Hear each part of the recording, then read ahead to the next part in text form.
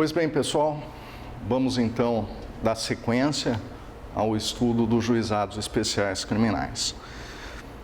Nós paramos na transação penal, tá? Então eu disse a você que se o sujeito, o autor do fato, não fez jus à transação penal, não aceitou a proposta ou a aceitou e não cumpriu, nasce para o autor da ação, o titular da ação penal, o direito de propor a denúncia ou a queixa-crime. Pois bem, quando dá-se início à ação penal, esse processo irá correr a partir do chamado procedimento sumaríssimo. O procedimento sumaríssimo é aquele regulado na Lei 9.099/95. Eu fiz um esboço aqui no quadro de como se processa o procedimento sumaríssimo. Eu te disse lá atrás que procedimento é a sequência ordenada de atos processuais que vai desde a petição inicial até a sentença. Nós vimos lá atrás o procedimento ordinário e o procedimento sumário. Agora, dentro do procedimento sumaríssimo, existem algumas diferenças fundamentais. Então, qual é o caminho que o processo vai seguir dentro do procedimento sumaríssimo? Primeiro, o oferecimento da denúncia ou queixa. Então, se o crime for de ação pública, denúncia por parte do Ministério Público. Se o crime for de ação penal privada, queixa-crime por parte do ofendido. Uma observação que eu tenho que te fazer aqui é a seguinte: nós vimos lá atrás que no procedimento ordinário, o autor da ação pode arrolar até 8 testemunhas. No sumário, esse número cai para 5. Já no sumaríssimo, esse número é 3. 3 testemunhas por fato, excluindo-se desse limite a vítima, eventuais informantes e testemunhas referidas. Então, tanto a acusação quanto a defesa podem arrolar até 3 testemunhas. No caso, a acusação deve fazê-lo desde já, quando do oferecimento da denúncia. E a defesa, oportunamente, no momento do oferecimento da defesa preliminar, sob pena de preclusão. Observe na sequência do procedimento que o juiz, ao chegar em suas mãos a denúncia ou a queixa-crime, ele não a recebe de imediato. Ele determina a citação do denunciado ou do querelado para a audiência de instrução e julgamento. O camarada é citado antes mesmo do recebimento da inicial acusatória. Cita-se ele para uma audiência de instrução e julgamento, onde devem se fazer presentes o juiz, o promotor, o réu, o seu advogado de defesa, se ele não tiver, vai ser nomeado um ali naquele momento, as testemunhas da acusação, as testemunhas da defesa, se houver, a vítima, todos para aquela audiência de instrução e julgamento. Chegando nessa audiência de instrução e julgamento, o primeiro ato a ser praticado é a defesa prévia, o oferecimento da defesa preliminar. É dada a palavra ao defensor do denunciado ou querelado para que ele ofereça a sua defesa preliminar. Veja, tudo isso antes do recebimento da inicial acusatória. É só depois da defesa prévia que o juiz vai decidir se recebe ou não a denúncia ou queixa. Ele pode indeferir, rejeitar ou receber. Se ele a receber, dá-se sequência à audiência de instrução e julgamento, com a coleta da prova oral. Primeiro ouvindo-se a vítima, depois as testemunhas de acusação, depois as testemunhas de defesa e, por último, o réu sendo interrogado. A sistemática de inquirição é aquela mesma que nós vimos lá no procedimento ordinário. As perguntas são feitas diretamente à vítima e às testemunhas pela parte que a está inquirindo, podendo o juiz indeferi-las se entender impertinente, capciosa ou repetitiva a inquirição. Existem aqueles juízes que passam direto, tomam o compromisso da testemunha e passam direto à parte que a inquiriu para a inquirição, aquela parte que a arrolou. Existem juízes que começam fazendo a pergunta e depois que esgotarem as suas perguntas, passam para a parte que arrolou a testemunha. Todas aquelas observações que nós vimos lá atrás, no estudo do procedimento ordinário, são aplicáveis aqui a procedimento sumaríssimo, com essas particularidades que eu estou te passando. Coletou a prova oral, abre-se os debates orais. Abre-se a possibilidade da acusação ofertar suas alegações finais de maneira oral e a defesa, na sequência, fazê-lo mesmo.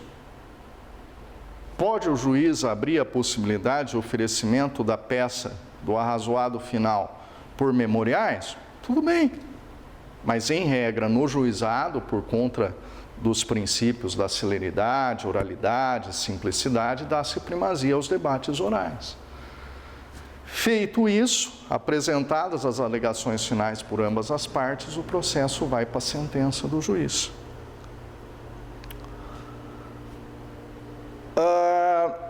Ok. O sistema recursal dentro do GCRIM, ele guarda algumas particularidades.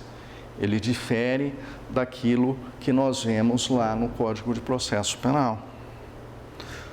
Primeira coisa, o órgão jurisdicional de segundo grau, o órgão adquem, ele não é o tribunal, ele é a turma recursal. Depois de dada a sentença pelo juiz monocrático, pelo juiz de primeiro grau, se uma das partes recorrer, esse recurso não vai ao Tribunal de Justiça, ele vai à turma recursal. Existem várias turmas recursais, todas concentradas em Curitiba, no estado do Paraná, a quem são distribuídos esses recursos para julgamento. Então, a primeira coisa que você tem que observar no sistema recursal do GCRIM é que o órgão de segundo grau não é o Tribunal de Justiça, mas sim a turma recursal. Ok? Pois bem, quais são os recursos cabíveis no GCRIM? Primeiro, apelação. Seja contra o indeferimento ou rejeição da denúncia ou queixa, seja contra a sentença final. Prazo, 10 dias. E aqui difere do prazo do CPP, que é 5 dias. A diferença é que lá no CPP, você tem 5 dias para dizer que quer recorrer e mais 8 dias depois de recebido o recurso para oferecer as suas razões recursais, ou seja, dizer por que você está recorrendo. Quais são os argumentos fáticos e jurídicos que te levam a recorrer. Aqui no juizado, não. No juizado, o prazo é mais elástico, 10 dias, mas as razões já devem acompanhar a petição de interposição do recurso. Ok? Segundo recurso cabível, embargos declaratórios. Nós vamos ver ainda a sistemática recursal lá no próximo semestre, então não se preocupe com isso. Mas os embargos de declaração, eles servem para aclarar alguma obscuridade, omissão, ambiguidade de uma decisão ou de uma sentença.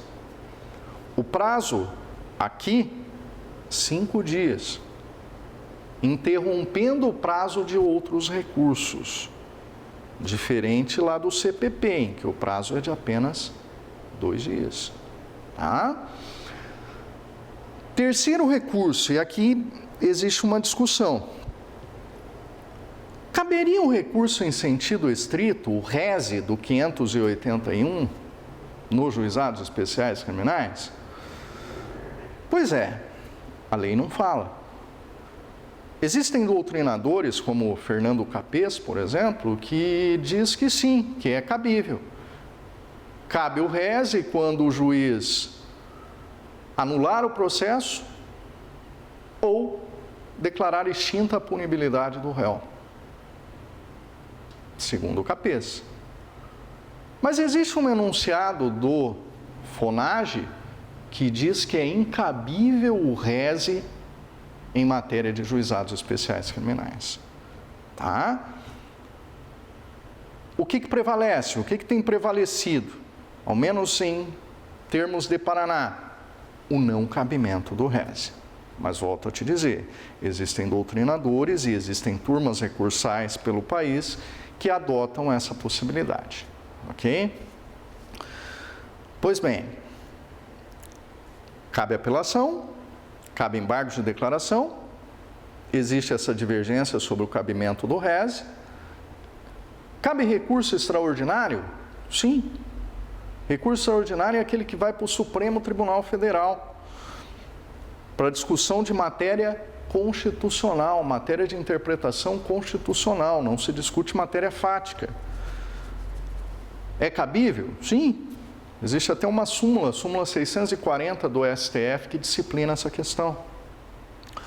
Cabe recurso especial? Recurso especial, aquele que vai para o STJ, aquele que serve para discutir interpretação de norma federal. Cabe? Não. Existe até uma súmula 203 do STJ que diz que é incabível o manejo do recurso especial em sede do juizado, pelo simples motivo de que só cabe recurso especial contra decisão de tribunal, e turma recursal não é tribunal. Tá?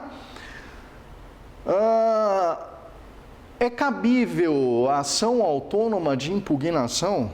O que são ações autônomas de impugnação? Não se preocupe com isso, nós vamos ver isso lá no semestre seguinte.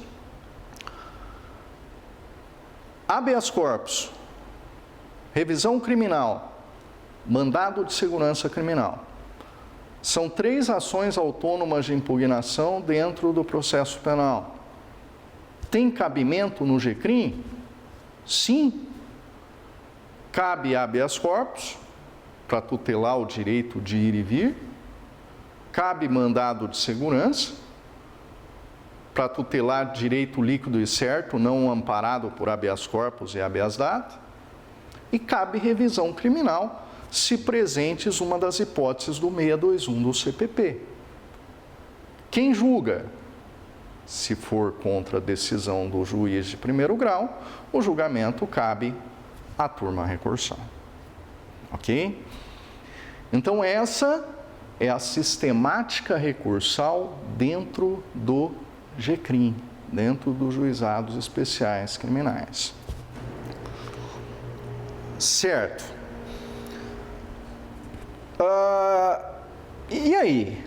Quem é que executa as penas e medidas aplicadas em sede de juizados especiais criminais? A quem compete a execução daquelas penas que forem aplicadas? Pois é, nós temos 3 espécies de pena: pena de multa, pena restritiva de direito, pena privativa de liberdade. A pena de multa. A pena de multa, ela pode ser aplicada lá por força da transação penal ou na sentença condenatória. Suponha que o sujeito não pague aquela multa. Ele seja intimado e não pague a multa que foi aplicada a ele. Quem é que executa essa pena? Pois é. No ano passado, o Supremo Tribunal Federal decidiu que a execução da pena de multa cabe ao Ministério Público perante a Vara das Execuções Penais. Depois disso, veio a Lei 13.964 de 2019, o famoso pacote anticrime, que abraçou essa ideia, abraçou esse entendimento do Supremo e dispôs da mesma forma, que a multa é dívida de valor e sua execução cabe ao Ministério Público junto às varas das execuções penais, observando-se, para tanto, os regramentos do Código Tributário, no que diz respeito às causas de prescrição e decadência, por ser uma dívida de valor. Tá, mas especificamente no estado do Paraná nós tínhamos um problema. Por quê? Porque existia uma resolução do Tribunal de Justiça do Paraná, resolução 93/2010, que disciplinava que a execução das penas de multa deveriam ser feitas dentro do processo de conhecimento, do processo onde ocorreu a condenação, ou seja, junto ao juiz de conhecimento e não o juiz da execução penal. Com base nessa alteração de posicionamento do Supremo e com base nesse novo regramento da Lei 13.964, agora em março desse ano, o tribunal foi obrigado a modificar esse ponto e alterar essa resolução para definir que haveria uma criação de uma vara de execução de pena de multa anexa ao juízo de condenação. Essa disposição nova ainda está em vacatio legis de 90 dias. Até para poder aprimorar e criar uma aba específica no sistema ProJude, onde serão feitas as execuções. Então, ao menos no estado do Paraná, a execução dessa multa vai ser feita junto a esse juízo da execução da pena de multa anexo aos juizados especiais criminais. Então, não vai para a VEP. Tá? Ok? Pois bem, pena restritiva de direito. O camarada foi condenado lá a uma prestação pecuniária, uma prestação de serviço comunitário, enfim. Quem é que executa? O próprio juizado especial criminal. A Constituição dá a possibilidade, o poder do juizado executar os seus próprios julgados. Então, se o cidadão foi condenado a uma pena restritiva de direito, seja ela qual for, a execução será feita dentro do próprio juizado especial criminal. Tá? Autua-se, cria-se um novo procedimento, um novo processo de execução, onde vai ser fiscalizado o cumprimento daquela pena.